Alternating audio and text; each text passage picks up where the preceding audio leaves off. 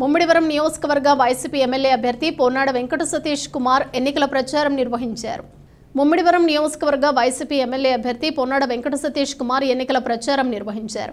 నగర పంచాయతీ, మహిపాల చెరువు, బొండాయి కోడుతూము, మూలతూము తదితర గ్రామాల్లో ఇంటింటికి పర్యటించారు.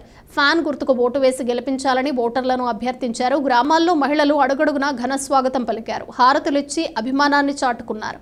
వైసీపీ నాయకులు, కార్యకర్తలు తదితరులు పాల్గొన్నారు.